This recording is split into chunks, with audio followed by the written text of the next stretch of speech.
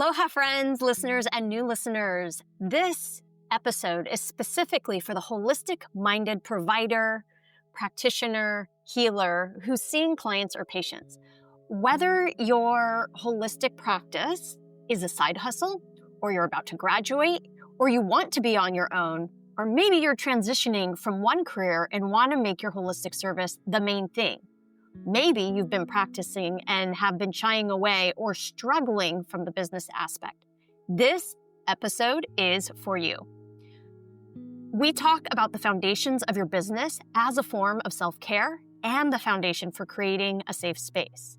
It's not cliche self-care or cliche safe space, but real, actual self-care and safe spaces where patients are cared for because your business is taking care of you. In this episode, Cortney says time after time, my job is to do my job well. And it makes me stop and think, how do we do our job well? Hint, it's not just what we learn in school or take board exams for.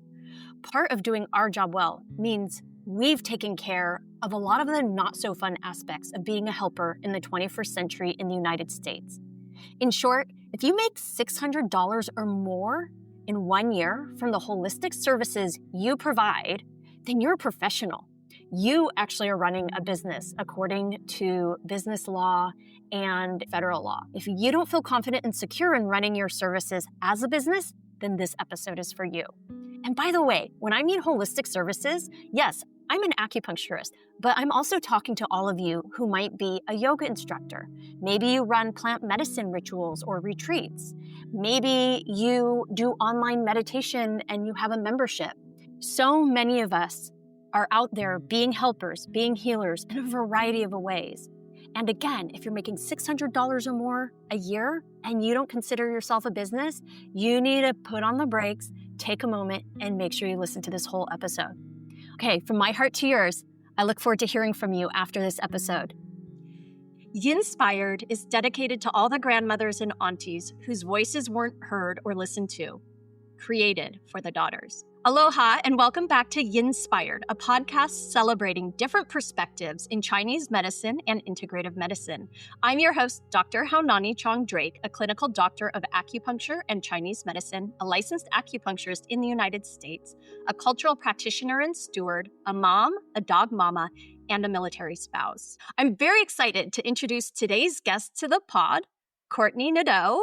Welcome to the pod, Cortney. Hi, thank you so much for having me. Listeners, I just want to let you know that I met Cortney digitally, virtually, because about a year and a half ago, I reached out to Cortney after listening to her on another podcast, AcuSprouts, a little shout out to our colleagues there, and loved what you had to share on that podcast, Cortney, your business background, your wisdom, your insights, and as someone who has always had this I don't want to say it's a knack for business, but I've always enjoyed my business classes, learning about business. I reached out to you on behalf of the state board, the Acupuncture Society of Virginia, just learning if you did billing for people outside of where you live, right? You're in Oregon, I believe, right? Yeah, Portland, Oregon. And what we thought was going to be a 10-minute conversation turned into almost 35 minutes or something. And it was great. Yeah. And you even finished off saying, hey, the best format to get the information out is in a podcast. If you ever run a podcast or know anyone running a podcast, just let me know. We'll talk about business structure. So little did you know, Yinspired was already in the making. Here we were. You immediately got put on the dream guest list, and here we are. Manifest destiny. Or you were reading my mind already, which One of those things. I read your bio, and I feel like we could just go down so many different layers that are in your professional bio. Again, we said we were going to talk about business, so we'll try to keep it on track today, but you have so much to share. We'll do our best. Yeah. And I will make sure to share your full bio in our show notes, but I'm hoping that in your own words, you can introduce yourself to our listeners. Sure, absolutely. Gosh, where do I start? I am like you. I love business. I think I get it from my dad. He was in the Navy on a nuclear sub for 20 years, and then he was at a nuclear power plant for 20 years after that. So, he led big programs and loved business and taught me really early. So like even at the age of 8, I was learning about contracts and filing, and it was mostly coming from a military family. It was mostly in an effort to make sure that I was going to be okay.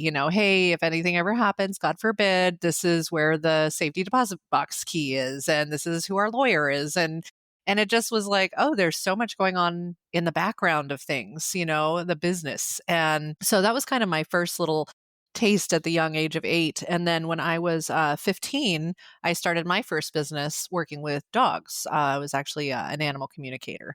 My mom drove me to my appointments. So it was an interesting start, and being the position that I was in was often telling people twice, 3 times my age, hard things. And so it kind of gave me a lot of confidence early in life. And my parents did too. My parents fostered just stability and confidence in me from a very young age. I'm very grateful for that. And then I became a massage therapist when I was in my early 20s and really liked the medical side of massage therapy. There's a lot of different ways you can go with it. And I really enjoyed the working alongside chiropractors. And so that was my very first job in Phoenix, was working alongside a chiropractor. I just loved the environment. I loved that we were working on a common goal, getting somebody better. And there's no shade for any kind of massage therapy. But that was definitely my preference was, okay, this person's got this diagnosis. We're trying to get this person better.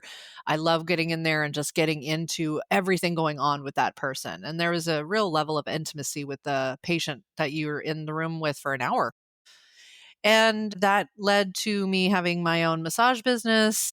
And then eventually I was in a chiropractic office well into my massage career when my body said, I think the deep tissue is starting to catch up with us, and it's about time for us to find something to balance this out with. And the medical biller in the office needed to go on vacation for the first time in 6 years. So, and she just never really trusted anybody to do the job. And she really trusted me as a person. And I said, look, I'll learn the job and I'll do it. You just teach me what to do and I'll get in there. She had a master's in business. She was just a brilliant mind. And so I loved learning from her. And I found that I was not only good at it, but I really enjoyed it. I loved massage, but it was a little bit lacking in the cerebral department. And so I really needed something that was a little bit more engaging, a little bit of a puzzle, something to really get into and wrap my mind around. And that was it. It was the biggest puzzle I've ever ever seen. And then that led to me starting this business that I own now in March of 2016.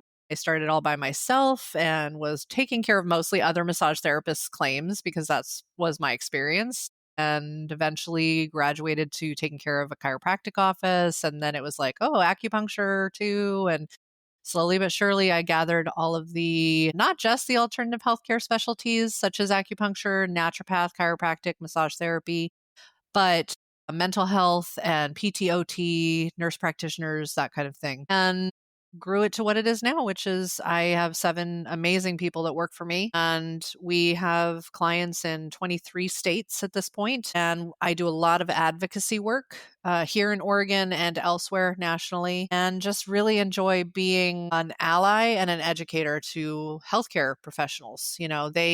They did the real work of going to school and learning all of these really complicated things about how to take care of people. And I did not like the math and science. And so I like that I get to keep a foot in the door without having to go through all of that. So kudos to everybody out there that went through chemistry class and biology class and had to figure out where all the nerve roots were, because that was a little outside of what I was willing to do. Perhaps today in my calm old age, I would be able to do that. But in my 20s, I was a little too feisty for that level of education. So here we are today talking. So it's very exciting. Yeah, and thank you. So you forgot to say your company's name. PD Expert Medical Billing. There you It's a go. play off of our airport code, Yeah. but it has been pointed out to me since that PDX is also a primary diagnosis code acronym. And so I'm like, oh, Of course I planned that. that was totally it was actually my husband gave me the name. I was asking for his advice on what I should name the company, and he was the one who came up with PD Expert Medical Billing. So kudos to Tom. Wonderful. And of course, I will make sure anything we talk about today that's linkable, I will link so that our listeners can go and Wonderful. find your work. And I think you're going to have a lot of people following up after this episode because what we wanted to sit down and have a chat about is really around what it means to be a practitioner. And while we have a lot of licensed acupuncturists, Chinese medicine practitioners, and students listening to this podcast, we also have what I like to call like holistic practitioners in general. Everything from the medical side, right? Chiropractors, naturopaths, medical doctors, functional medicine practitioners, all the way to massage therapists, yoga practitioners, yoga therapists, Reiki, cranial sacral, kind of everyone in between. And so I think it sounds like you have the background and the experience guiding a variety and a diverse clinical experience in building their practices. And Yeah. we got really excited about having a conversation behind the scenes about just talking about basic business structure. Yeah. And so I think for a lot of people listening, they immediately, like turn this off. Let's not listen anymore. I get it. But this is something that I hope you're still listening. If you're listening, tell your other friends who turned it off to turn it back on because this is something that's rarely talked about in school and even when you get out of school. And yet it's part of the foundation of any practice, whether you're going to own it or you're going to work at someone else's practice. But to just understand what is the foundation of a business gives you so much clue into how it can run, what you can and cannot do, billing, et cetera. I mean, it just really creates such a foundation for the rest of the practice to grow and maybe not grow. And I'm hoping that we can really get into that today with your expertise and background. Yeah, and you make a good point. I think that business is not everybody's bag, and I understand that. I think it can be a lot of people think of business as spreadsheets and numbers. And, even I said, like, I wasn't that great at math, but it's important because it's the foundation of how you make this work, right? Because we live in a country where you have to have a profitable business in order to make that money, and you want to have a really good business foundation. So if you're not sure how to create that foundation or what that should look like or what you should have your eye on, it can feel so overwhelming and it can feel really disorienting, and honestly, and I hate using words like this, it feels unfair.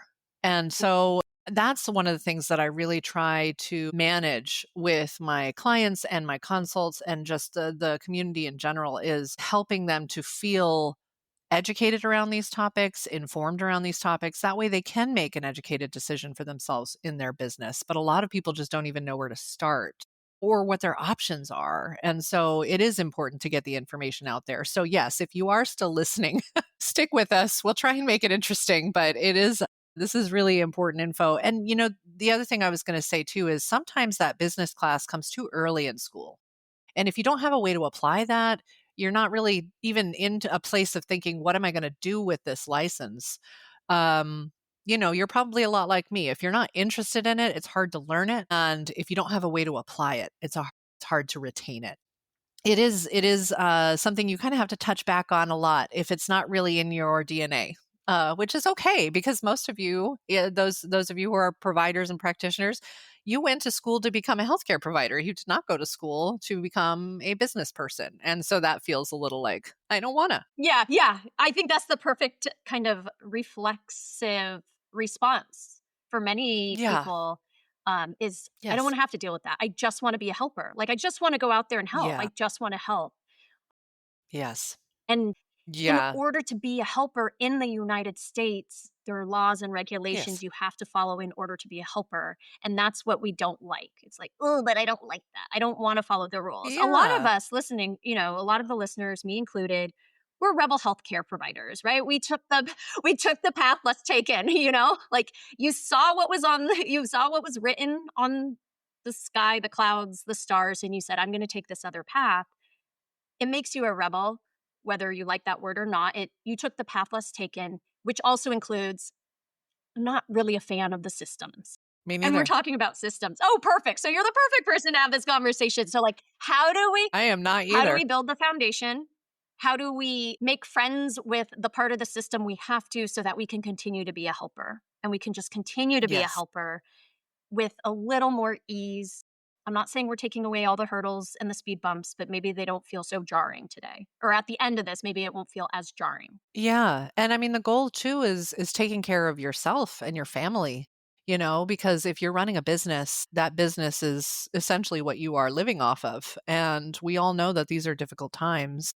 And so having a business that's successful, that has that good solid foundation is really important to be able to not only serve a community, but also make sure our own cup is full, which all of us learned in school that was important. True. Absolutely. We all understand this idea of self-care. We all took that Yeah, class. we all try the best we can in this messy world to practice self-care. So you're right. And to think of this as part of self-care, I think is going to be a little mind-boggling and a little uncomfortable for some people to hear. But Yeah. let's get into it. Why is talking business, setting up your business foundation self-care? Yeah. Oh gosh. I think that when we're in a reactive place where we are just reacting to crisis that comes up or the unknown that comes up, that is creating so much more anxiety for us than if we were to force ourselves to learn something that we are not particularly fond of or we think is unfair or we don't want to. All of the things that we tell ourselves. But getting into all of the pieces of your business and creating that good foundation is self care because you are setting yourself up for success. So you're able to approach each day um, launching from a solid platform, and so you're taking a bit of that reflexive response away, so that you're not always in a reactionary place. And I mean that is huge at bringing the stress down. Does it make us happy to know everything that we have to do business in the United States? Surely not. But Thank you for your honesty. surely not. But I personally am the kind of person that I would rather know than not know. I would rather be prepared for something that I'm not fond of than hope that it's going to go one way and then show up and find out it's not going to go that way and then not really be sure of what I'm doing. So that's who I am. I realize that is not how a lot of people are. I realize that a lot of people tend to get overwhelmed by this subject because it is so broad and vast that and so many rules that I always tell my providers, you've got to take the logic hat off and you've got to understand that these rules are not always going to fit that paradigm.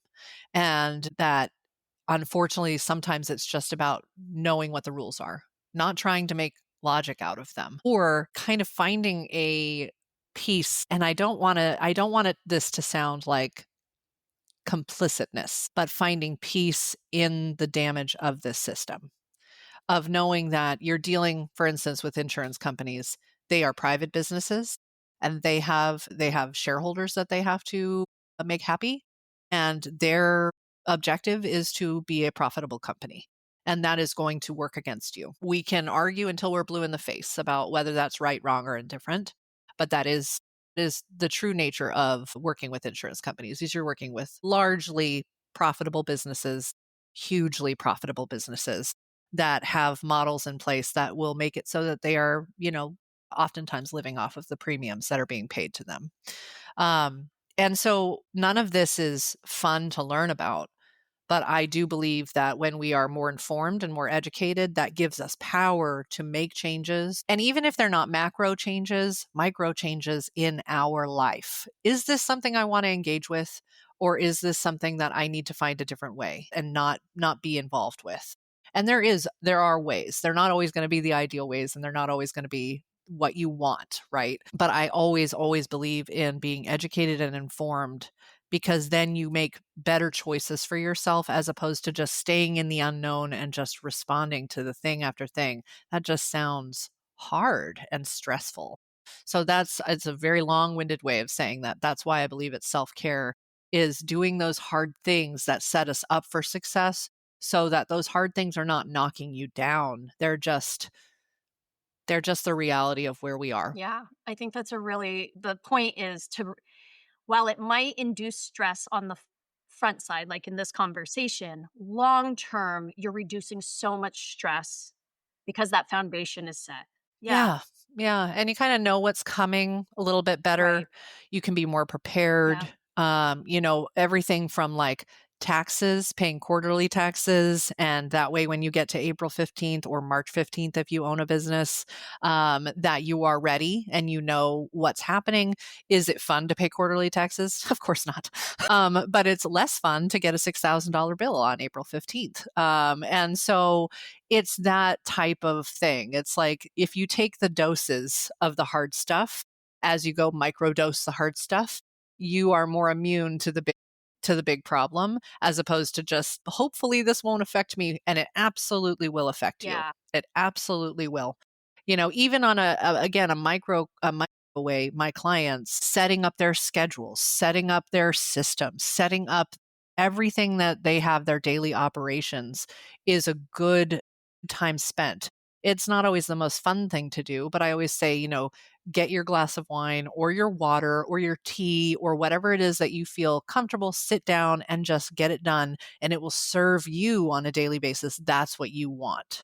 So is it fun? Not always, but man, it feels good to wake up in the morning and know that you've set yourself up for success. That's Yeah. huge. Yeah. And I think what you said might be a little too vague for people. So I want to give a personal example. Like you said with taxes. I mean, I consider myself, I like to know the rules so that I don't break, even though I'm a rebel in some ways. There's a lot of me, crossing the T's, dotting the I's. I don't want to upset the system. You can be a rebel, but you want it to not burden anybody else. That's how I am too. Into practice, I thought I had done a lot of research. I had got myself in a place to start practicing, and yet no one told me about the quarterly taxes, like you were saying. Because Yeah. previous to that, my only experience to taxes was personal taxes in April. Yeah. And so, April 15th. yeah. So, Yep. like you said, the what you already shared was my experience in my first year of practice was this like And two. huge, slap across the face. I feeling like a failure. I was crying. My gut was all messed up for weeks. I was like, "Oh my god, I'm never going to be able to practice again. Who am I? I'm such a failure. Why didn't I know this?" And then thankfully, I just happened to have a good mentor, a chiropractor who was like, "No big deal. They're used to this." I was like, Yes, they are. okay, so I'm not the only one in the world who did this. I swear I'm going to learn what I need to learn now. And thank goodness they're used to it. And Yeah. also, yeah, it was just that's a real life experience. You didn't make that up. It happened to me too. And so now I know. And do I Yeah. like it? No. No one likes paying in taxes. No one likes paying insurance. We didn't even no one likes paying their insurance, but you're sure happy you did it when time Yes. comes. When it comes time. Yeah. When I think about what is the root of the reaction as a practitioner, even someone who may not consider themselves a practitioner, maybe they're just leading classes or fitness classes or meditation classes at a studio in town. But if you're getting paid money for that, you Mhm. need to be prepared to consider yourself a professional in that field. Mhm. That Yes. was mind blowing to me. Mhm. The first year I went to my accountant and they said, "Do you get paid for your services?" I was like, "Well, yeah, I mean, I'm not giving them for Yeah. free." And they're like, "Okay, well then you're a professional." I was like, "No, I just do it cuz I like it. It's just fun for Nobody me." told me Yeah. that. No, I just love doing it. I'm just doing it to get myself through school. At the time I was working at a yoga studio and they're like, "But you just told me you get paid for it." I was like, "Oh, yeah, Mhm. I do get a paycheck." And they're like, "Okay, so then you're a professional in this field and you Mhm. need to be, we need to be And talking you need that to pay way." taxes. And it was Yep. such this my mind could not grasp the 2. Yes. And that goes across the board too, right? I have a lot of providers who, and this is just a slight quick sidestep, in other ways, they in some ways were not prepared to be an authority figure. And there are a lot of patients that show up that are like, "What do you think I should do?" And they're going, "Whoa, buddy, that's it's not my thing. I don't want to tell you what to do. I am here to bring my education." And they're going, "But I'm looking to you." Because like a lot of providers coming out of school, not really sure how to do what they've just learned how to do in the real world, patients are also going through the world like that. No one taught them how to take care of themselves at the level that our providers tell them. And that is a real moment for providers, realizing that they have a patient base that's looking to them for advice, for help, for guidance in areas that a lot of providers are going, whoa, after the pandemic, all of my providers were like, I have people coming in that are basically talking to me because they can't get in with a therapist. And that is huge. That's huge. So it's a feeling we all share walking through this world going, what are we doing? So that hopefully will bring a connection, but it does exemplify how a provider is really kind of a model, and they're still human, but just like patients don't always see that. Patients are like, you're a healthcare provider, that you're a different kind of person, and you're still a person. Yeah. Yeah. So it's like That's hard. having to wear all the different hats at the same time, which is like Yeah. Provider hat, provider business hat, hat, insurance hat, all of all them. the Yeah. things. Woof. On top of all your And personal nobody stuff. taught you how to do Yeah, it. yeah, yeah, and so it's messy, it's really messy. So It's messy. so, one of my favorite sayings, and it's one of our family sayings, "No mud, no lotus." I'm sure you've heard I that. Have you love heard that before? that. Oh, I So, no mud, love no that. So lotus. sweet. So, And that's we're true. talking about mud. Today, we're talking about mud, folks, and however you need to get comfortable in the mud, smear it all over, sit on the edge. We pay good Tip money your for tip mud. your yeah, that's true. If you're in all the mud masks, you pay Yeah. hundreds of dollars to go dip yourself in an actual mud bath. Yeah. Yes. So we're talking about Yes. mud today, people. But it's absolutely foundation for you to be out there and continuing to help people in your community. So, how do you set yourself up to be taking care of yourself as a practitioner in your community? What do we need to Yeah. start with? I mean, obviously, we've all had some class, whether you had a 20-hour class in school. Some people may be transitioning from one career to another, or maybe they were doing like massage on the side and now they want to go more full time. Or they're a student in acupuncture and integrative medicine school and they're about to go out there and be expected to start their own practice. What is this foundation we're starting with? What do we need to focus Yeah. on first? Yeah, I think actually taking a step back even from there and determining, do you want to go work for yourself or do you want to work for somebody else? Because there's no shame in working for somebody else. There's certainly plenty to be considered when working for somebody else. But I personally think that a lot of providers would do well to work for somebody that is a good model. And I know that that's difficult when you don't know what that looks like to go and find that. But I do think it's a good first question is, do I want to go out and do this on my own? Or do I want to go and work for somebody and maybe look at what is involved, And that would take somebody, a business owner that is open to sharing because they're not all business owners are. A lot of them are very private and proprietary and they don't want to be teaching anybody else how to do what they've done because they probably had to learn it the hard way. But I do think that they're out there. I know quite a few business owners that are all about teaching and showing, they don't have to give their secrets away, but at least hey, yeah, quarterly taxes is a thing. Having a business license is a thing. Just because you have a healthcare license doesn't mean you have a business license. Knowing who your regulators are, where does your scope of practice come from? Those types of things are rarely thought about when you're going out to start doing work with patients, and they end up kind of becoming questions later on as that affects your work. So I do think that having a good mentor or having a good example of a current successful business is a good first step because, again, being informed and educated, you don't know what you want if you don't know what it looks like. Everybody wants to go out and run their own business because it sounds amazing working for yourself. I get to run my own hours and I get to make all of my own rules. Well, that's nice. I work a lot as a business owner, a lot more than I was as a W 2 employee. And when I clock out as a W 2 employee, I'm done. I don't have to think about that business. I don't have to worry about the money coming into that business. I just have to show up and do my job.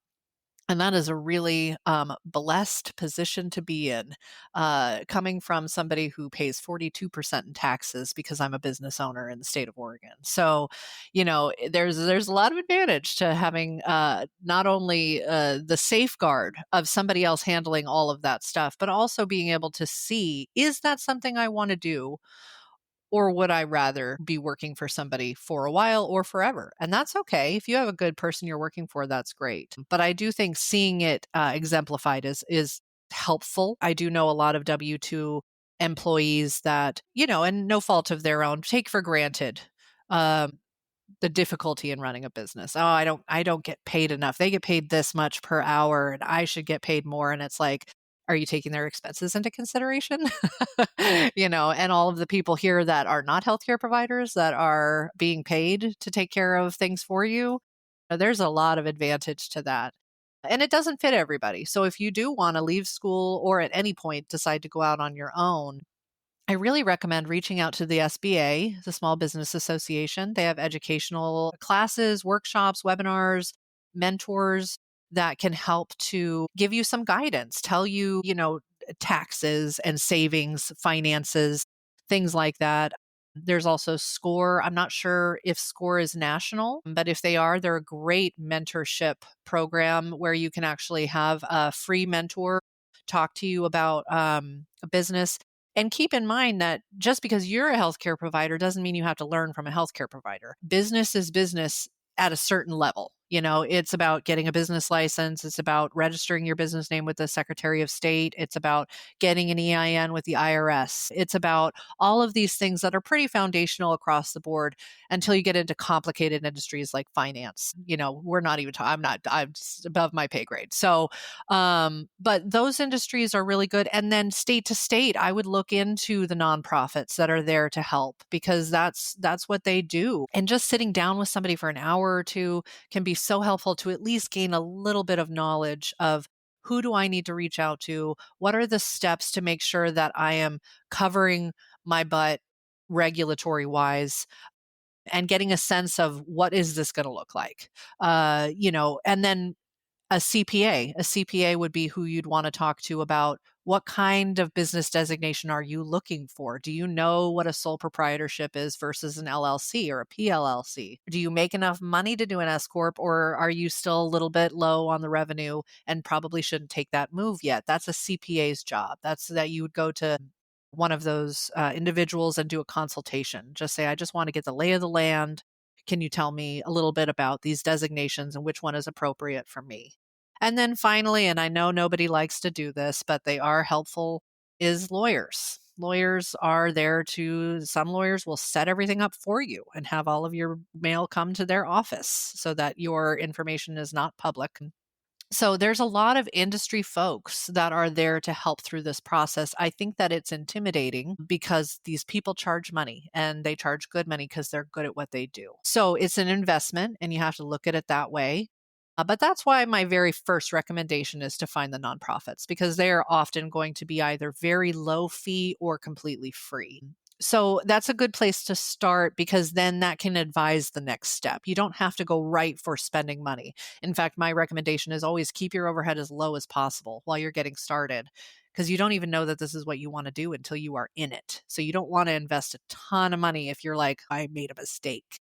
I want to work for somebody Really good else. point. And that, again, no shame there. That's okay to do that. I know that in school, they really push you to work for yourself. And that's great if that's what you want to do, but know what you're getting yourself into because it's a lot. It's a lot. And the myth of I can set my own hours and work whenever I want is a really lovely idea until you realize everything is resting on the work you do. So if you're not working, the business is not working. That's tough. It's calming my heart, it's calming my breath hearing you say this because I never heard this in school. The idea I know. and it does depend, I'll say generationally when you graduated and in what field you're working in. Employment Yes. options may actually not be available for certain holistic healthcare practitioners. That model hasn't been set up yet. It's the demand is not high enough yet. And so to know that looking for employment positions, it really is dependent on your healthcare field. But if, like what I hear you saying is, if there are employment positions near you, really look into those maybe as a student or right as you're transitioning getting out and you're still studying so that you're getting an idea of what this looks like in real life because school clinic is very different from real life clinic. Yes. So, what does it look like outside of school? Do I like this? And if I don't Yeah. like it, you can start What am I going to do about it? pivoting before it's too Yeah. late. Not too Before late. it's too late. Not before it's too late, but while Yeah. you still have agency and you're not all in, like you said, because it is so Yeah. heartbreaking to put so much Yeah. blood, sweat, tears, chi. You literally are it is a creation process. So it's It giving is. birth to a business is similar and different than giving birth to life in so many ways. Same, but different. Luckily, with a business, though, you can put all your blood, sweat, tears into it and you can still dissolve it, but that's heartbreaking. It is. A business, small business often reflects its owner. I've seen countless businesses that suddenly are not doing well, and it's because the owner is not doing well. It's going to reflect its ownership. The smaller it is, the more that's common because like you said, you're pouring yourself, and that means your Yeah. identity into this. That's a dangerous practice to pour your identity into anything, right? And putting it into anything outside of yourself is hard because yes, if it is not as successful as you wanted it to be, or you didn't understand the demographic that you were in, or you didn't understand your market, which is another really big piece to understand, that can feel like a personal failure as opposed to what it should be. And again, this is logic. You can't bring logic to emotion. I try all the time, doesn't ever work. I keep trying anyway. But that's the nature of business. Business comes and business goes. And if you are somebody who takes that really hard and really personally, you either need to toughen the skin or you need to say, this is not for me. And that's okay. That's okay. I will also say, kind of revisiting the employment, because I take for granted that because I'm in a part of the country where we have a flooded network with healthcare providers. We have a chiropractic college here. We one acupuncture school, naturopathic school, university actually. So we've got a ton. We got a ton of healthcare practitioners. I could go outside and throw a stone, and I would hit a healthcare business that's looking for a healthcare provider. That being said, sometimes, and again, it is helpful to know your field and not just the training of your field, but the business of your field, the market. Because sometimes you can get creative and be brave. And I would love, for instance, this is an idea I'm pitching, is that if you're an acupuncturist, we all know that you can't submit to Medicare. But if you got a relationship going with a medical doctor who thinks that your service is valuable, and they're out there, let's not joke. There are people out there that believe that acupuncture is a beneficial, and just ignore the ones that don't. They will eventually learn that they are wrong. I'm a Virgo rising. I believe in that. Good advice. And so, yeah, just ignore them and go on to the next because there are plenty of medical doctors out there that do believe in this medicine, especially ones that have been trained in the last 15 years. The Absolutely. education is changing. Absolutely. If you find somebody who is willing to let you practice in their office, that can be submitted to Medicare because it can go under the medical doctor's license. So sometimes it takes creativity. It's not just about where's the acupuncture clinic. It's okay, if I'm not finding that in this community, I'm going to see if this community wants it.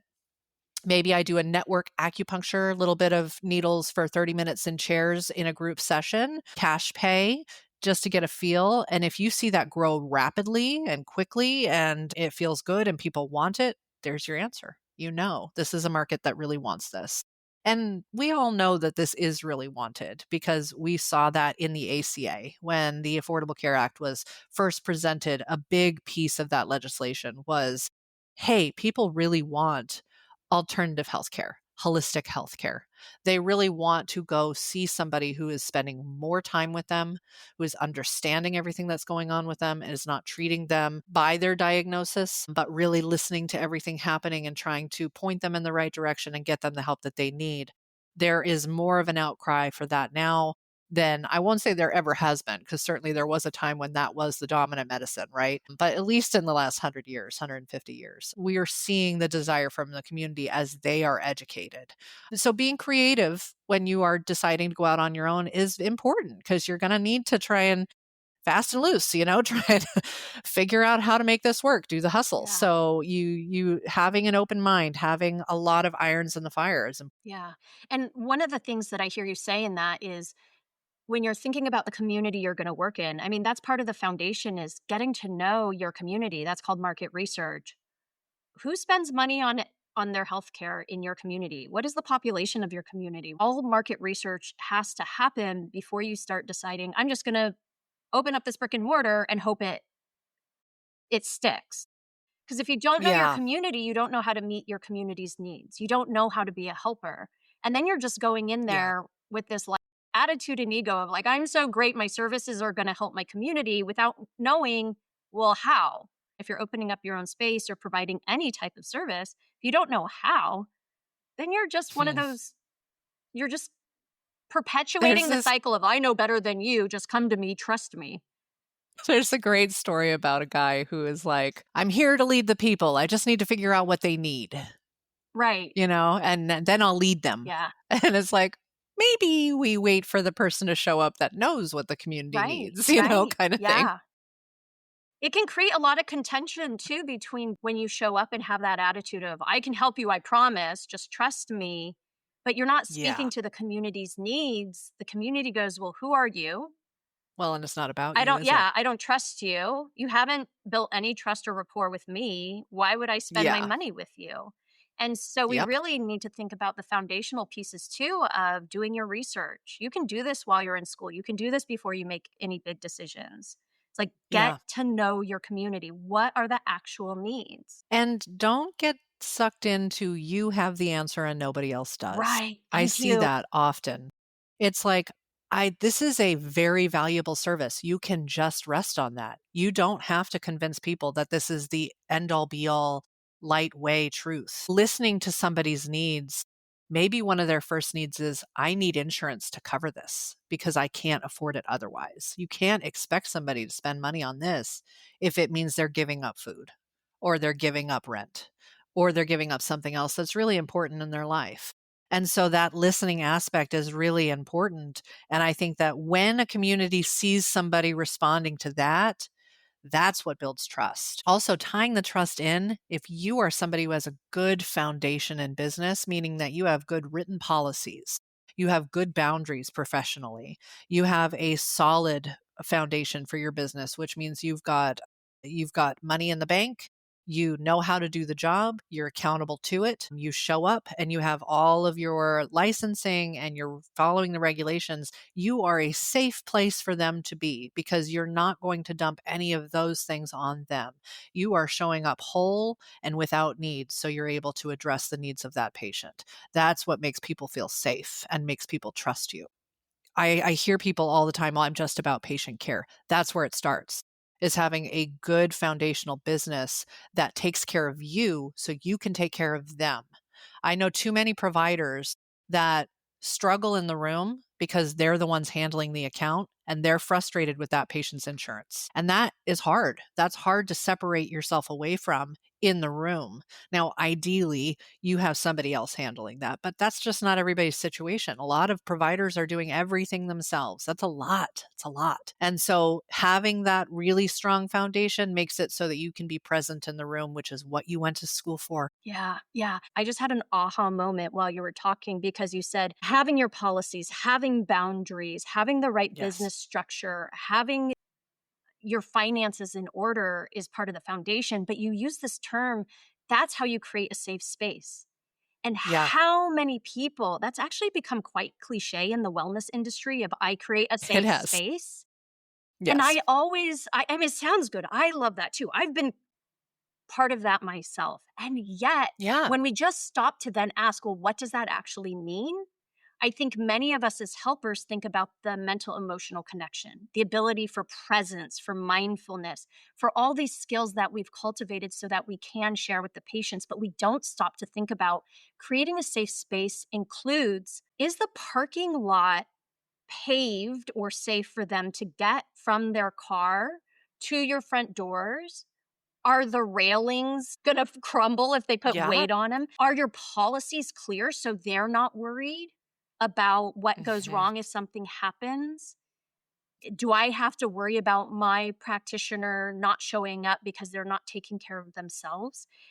And so that Mhm. just really was an aha moment of another way. It's actually an even more foundational piece if you're just gonna be a helper, period, as an employee or working on your own.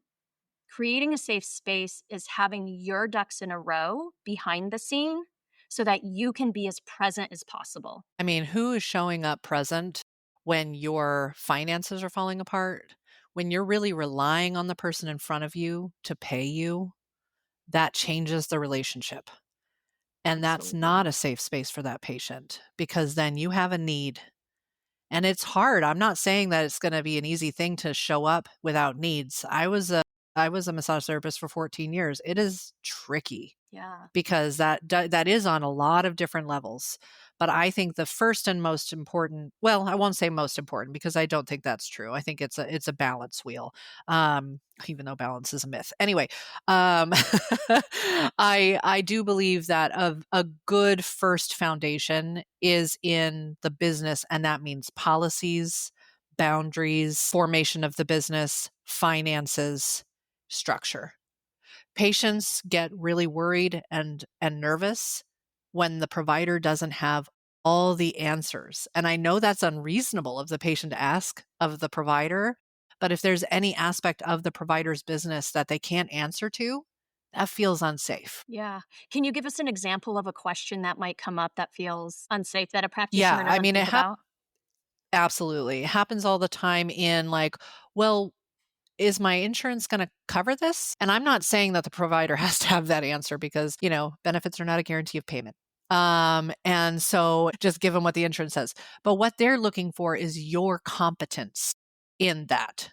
And so if you are saying, well, I did a benefit check and here's what we got. I can print this off for you. Now, we both know working with insurance is complicated. So at the end of the day, it really does depend on what is covered and you will be financially liable for the remainder. It's not necessarily what the patient wants to hear, but the confidence in which you are delivering it makes all the difference for the patient to feel safe with you. Transparency is another thing. Oftentimes, it's, well, I'm not going to tell you how much I charge because maybe I have a dual fee schedule, even though you're not supposed to have dual fee schedules. And so I really can't tell you. And then they get a bill, that can feel very like, what happened? Another aspect, and this is something that is personal to me, is when I get So just a little tip here, providers, your patients get the explanation of benefits from the insurance company before you do. So the ones that are surprised by what you tell them don't open their mail. So I opened my mail. It was 12 months, 13 months after a doctor's appointment, and I was only then receiving this EOB, which means they did not process that claim until probably about a month You ago. mean the practitioner hadn't The processed. practitioner, the office. Yeah. Now, this was a larger organization. I understand the industry. If it was a healthcare provider working for themselves, I probably would have had a little bit more grace about it. But I was like, you all have an office, a back office with billers. What's taken so long? What happened? And anytime, I'm sure that many of you can relate having to go to a patient far after that appointment going, you owe me money. Mm, Those are instances that can make a patient feel a little unsafe. Now, I'm not saying that we are here trying to take ownership of somebody's feelings because we can't. You have your feelings and that's that. I've said my job is not to make people happy. My job is to do my job well and then be there for them when they process that job in whatever way that's going to look like. And so those are things foundationally that can affect patient care. Same thing as, are you in a building that you rent and is that a good lease? Do you have control over that space or are people coming and going? There's a lot of aspects and you're the one in charge. And I think that that's also what a lot of people who really want to run the show for themselves don't actually want to be responsible for anything else. And oof, that's rough because as a business owner, man, you are responsible for a lot more than you want to be, let me right, tell you. right. Yeah, you just said that my job is to do my job well.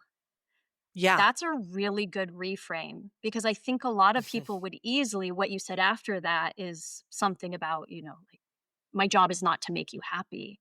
I think a Yeah. lot of people actually have the thought, my job is to make that customer, make that client or patient happy, but that really Yeah. We're isn't a not in job. customer service. Yeah, we're not in customer service. There is an No. element of serving our clients or patients, but it's Yes. very different.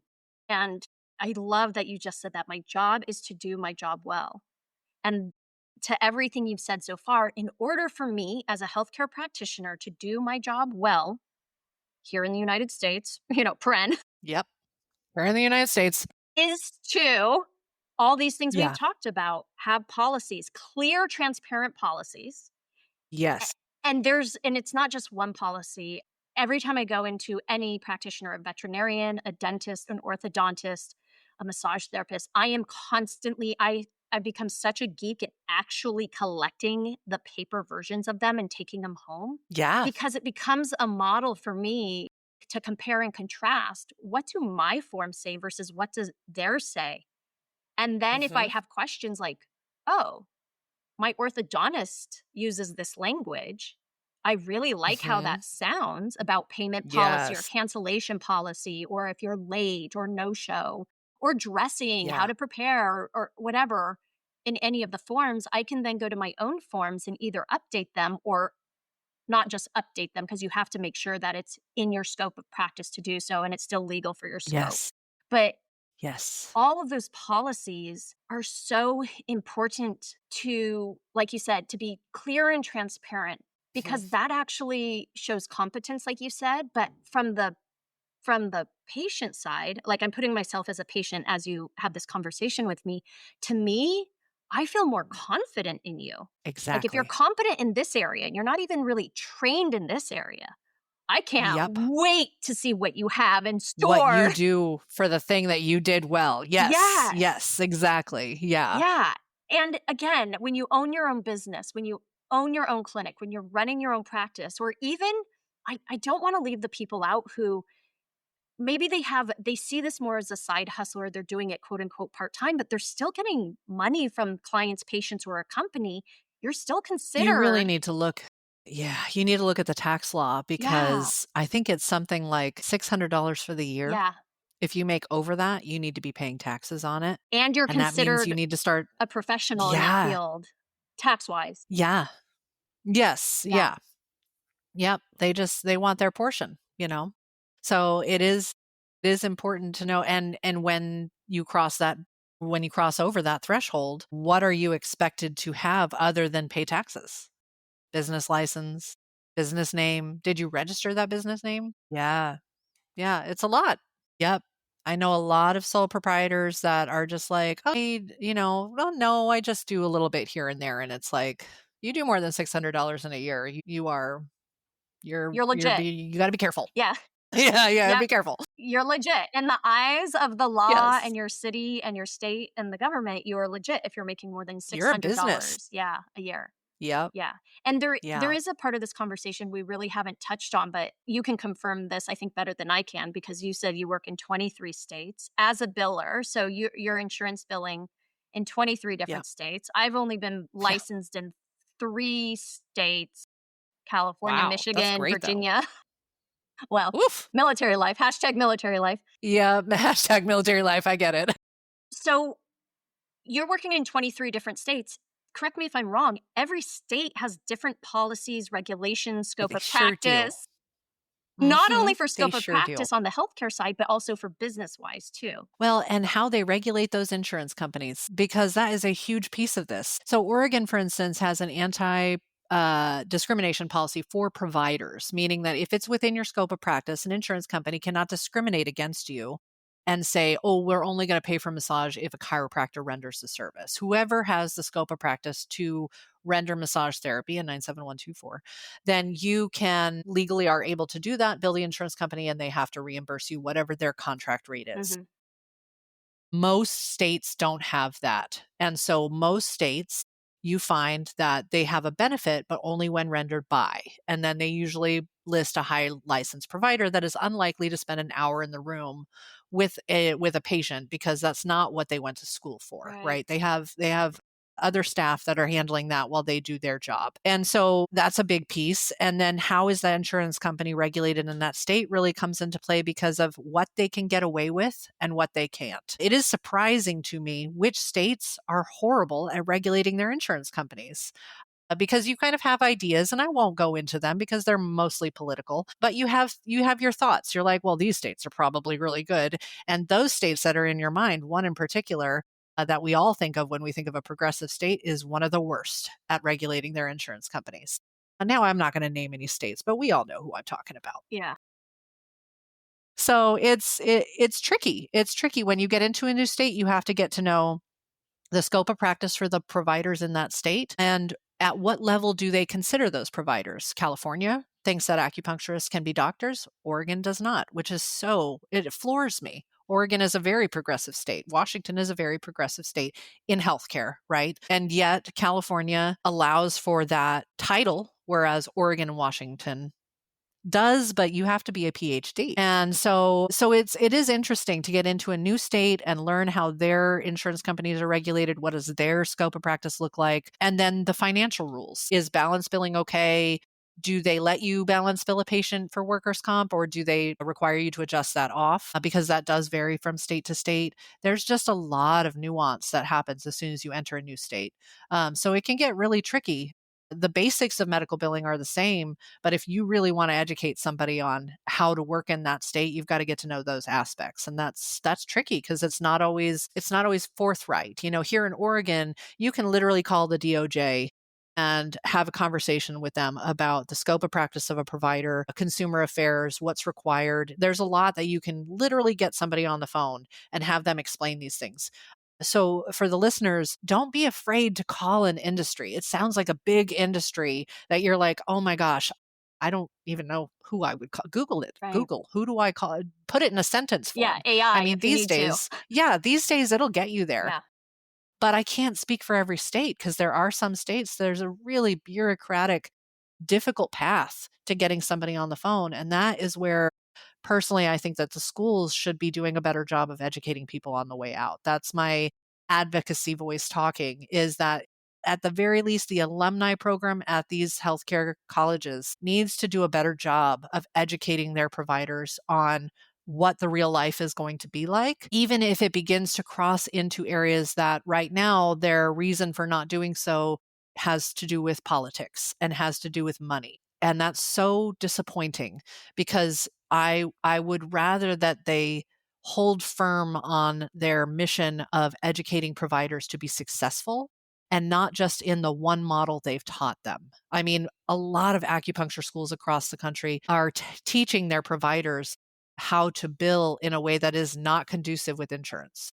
So they're not telling them that. So they're coming out going, okay, I'm going to time-based bill, but as soon as you do work with insurance, that's a service-based model. Yeah.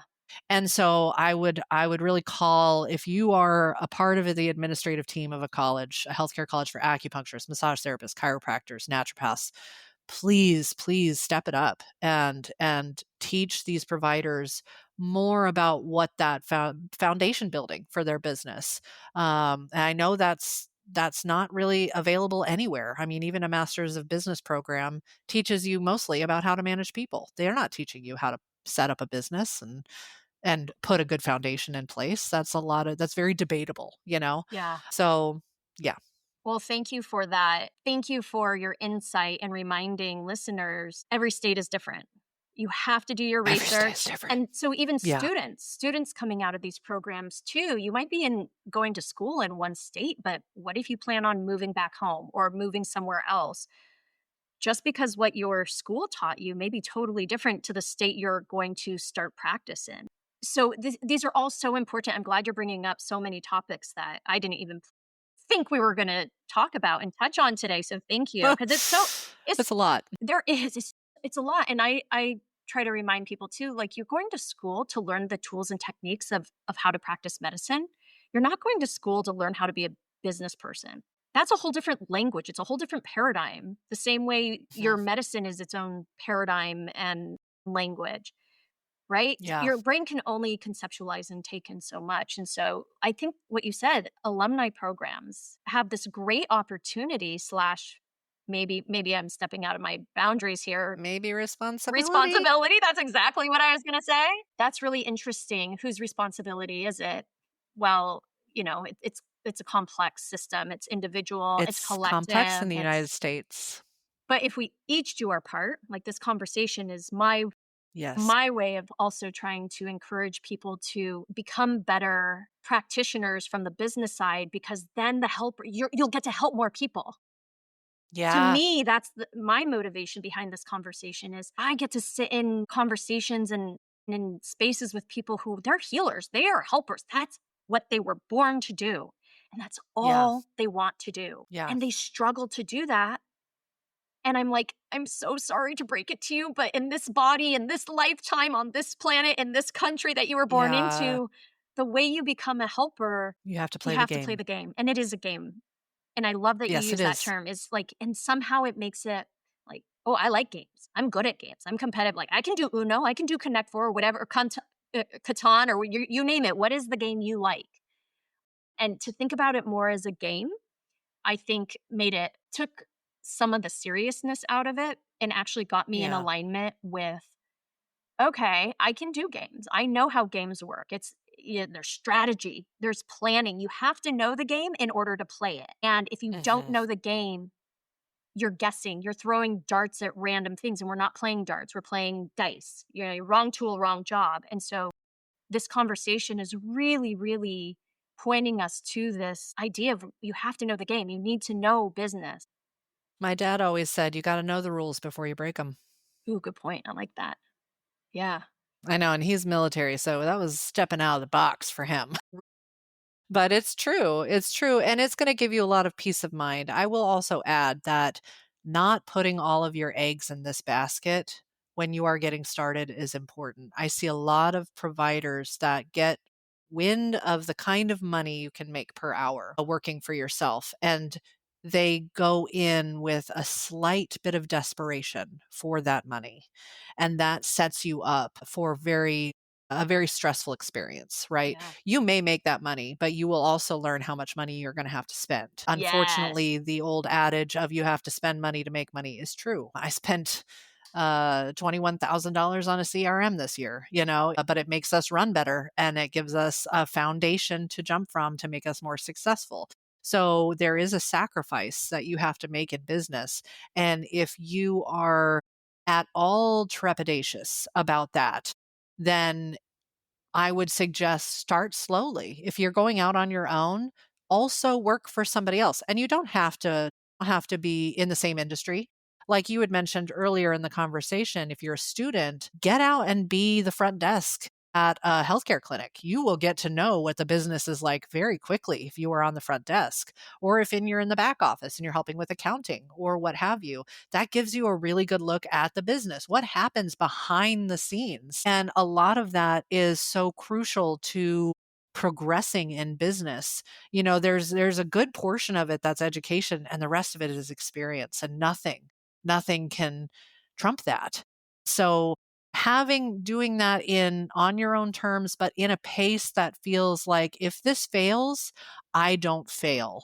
It's unfortunate, but I am going to be okay. That really takes the pressure off of that situation and it keeps you in a learning space, because when you're desperate and fear has taken over, you're no longer learning, you are just reacting. And that's a really tricky place to be in, and it also doesn't make you the best therapist slash counselor slash practitioner provider in the room, because you are elsewhere because life is hard that day or for a while. So set yourself up for success by okay, I'm going to do this and I'm going to do this and I'm going to do this. And the way that I've lived life is I have 5 irons or I have 5 whatever, and the one that talks back to me and is like, "Oh, this is something cool," then I feed that one more. And the one that's just silent and not really going anywhere, I feed less. And the universe or God or whomever it is that you bow down to will help you on that path if you just stay open to what's in front of you, as opposed to driving forward with something that you believed you really wanted, and the further down the road you get, the less you believe that's something you want. Yeah. Yeah. So much wisdom here. I'm very smart. Just kidding. You are very smart. Well, I just wish every student going through a medical program that is not intended to just work at a hospital and there's jobs set up, chiropractors, Yeah. naturopaths, counselors, therapists, licensed acupuncturists, they all need to hear so much of what you Yeah. have to share because this is not our Yeah. specialty. No, and that's okay. It's a whole nother career. Yeah. For our pop culture enthusiasts, Cardi B spoke at a college probably a year or two ago, maybe a little bit longer. And one of her biggest pieces of advice is no matter what you are doing, no matter what field you are going into, take a business class. Because she goes, I pay good money to people to run my business now, and I should have just learned that myself. Yeah. Yeah. So, Cardi B wisdom. And also, there's just a lot of wisdom in asking for support and help too. That if There sure is. in this culture of I can do it all on my own, independence, it's all figure outable, right? How many webinars or workshops or year-long programs where that was like one of the mottos that was just said over and over again by leaders or participants. Everything's figure outable. It's like, yeah, it is to what cost of my own, Together. yeah, to myself. Like, let's do this together. Or how I like to think about it is I love to geek out about Chinese medicine and acupuncture. I think the human body, Hmm. mind, body, spirit, that's my wheelhouse. If I can find Yeah. someone who's that passionate about money, I would love to support them in what they love to geek out about. And someone else who geeks out about social media and marketing and all the things. Like, if that's not Yes. my thing, let me support them and Find the what person who, they love. yes, And 100%. that way you create this communal collective way of doing business, which also puts out to the universe. If I'm supporting others financially and what they love to do, universe is sure going to send me people who want to pay me for what I love to do. And that took years, a mindset for me to figure that out. Isn't it that most holistic practitioners in school learn about how important it is for the whole system to come together and work together? And then they get into the real world and they're taught by American culture that it's actually independence that launches you forward. It's like, think back to your education. That's just not true. We are humans. We need each other. We build best together. Like, let's just bring that back. Yeah. That's what we need. Yeah. So it is interesting. Take what you learn and apply it to the business. Holistic business is having all of that in a row and knowing all of it and having your eyes on it and understanding where the deficit comes from. It is not excluding systems. It Yeah. is not excluding part of who we are. It is all inclusive and all of it aids what we are doing.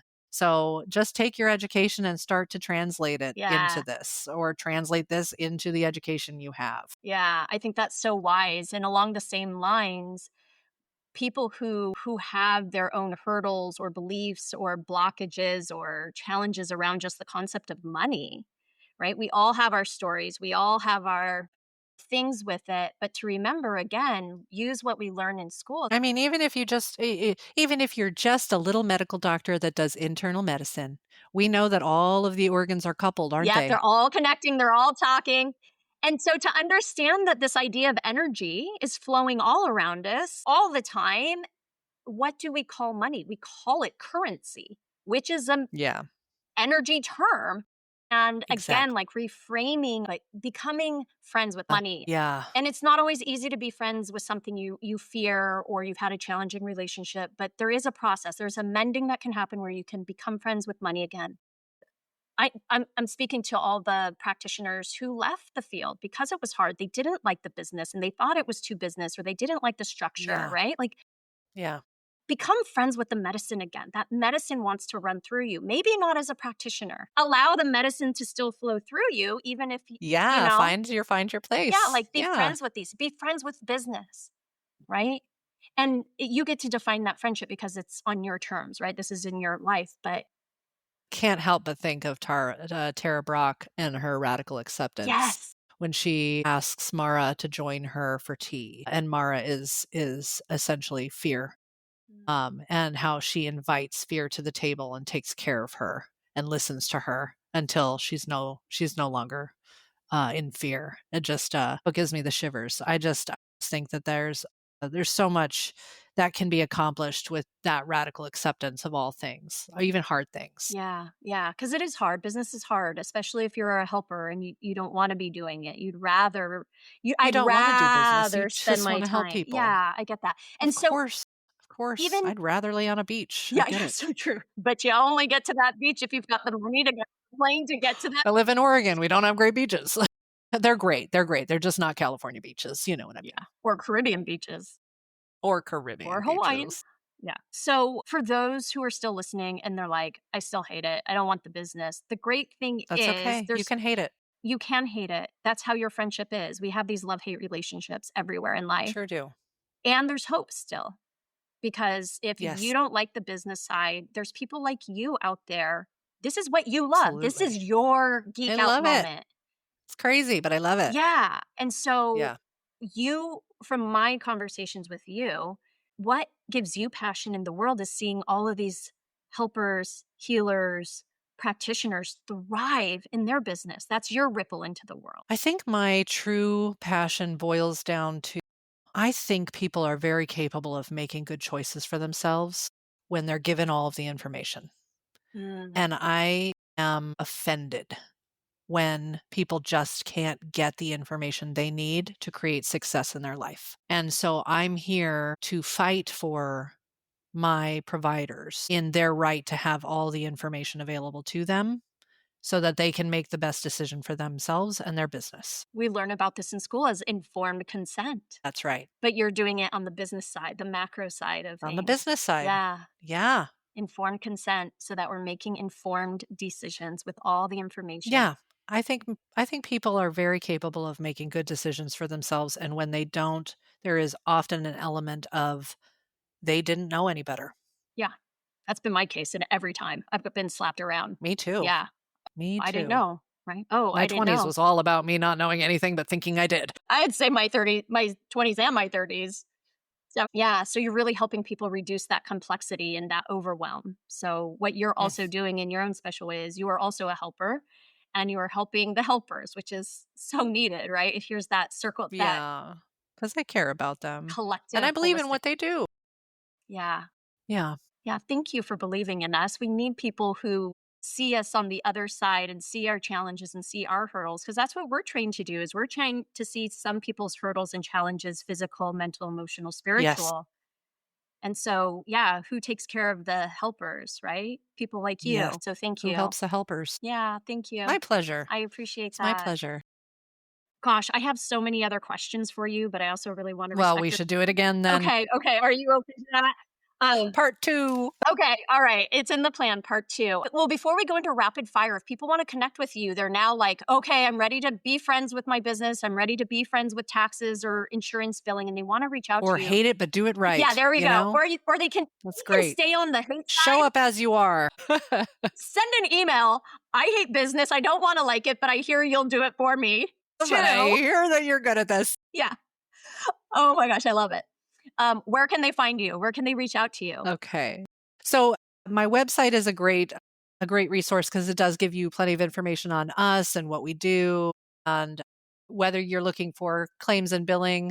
We do work exclusively with Jane App, which is a software platform that we've chosen to work with for a lot of reasons. But one of the primary ones is just so that I can create more streamlined workflows and be an expert at the software in addition to the medical billing.